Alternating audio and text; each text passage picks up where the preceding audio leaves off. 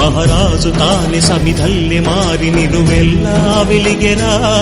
భోగాన్ని విడిచి త్యాగాన్ని వలచి తాపసిగా నిలిచెరా.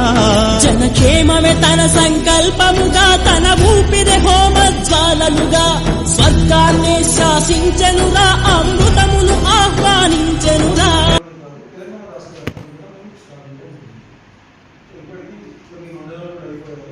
దీనివల్ల ఏంటి అంటే మన మొక్కలకు కానీ స్త్రీలకు కానీ కిడ్నీరాలు కానీ థైరాయిడ్ కానీ స్త్రీల సమస్యలు కానీ బరువు తగ్గడం కానీ ప్రతి ఆరోగ్య సమస్యకి పక్షవాతానికి కానీ సంతానానికి కానీ ఎలాంటి సమస్య ఉన్నా కూడా మన ఓంకార ఫౌండేషన్లో పేద వాళ్ళకు మరీ పేద వాళ్ళకు ఫ్రీగా ఇస్తున్నాం. లేసినప్పుడు మాత్రం ఇచ్చుకోగలం అనుకున్న వాళ్ళ దగ్గర డబ్బులు తీసుకుంటాం. ఫ్రీగా చేయాలంటే మనం 2-3 రోజులు కాదు, 2 పెట్టి తప్పులు పడతారు.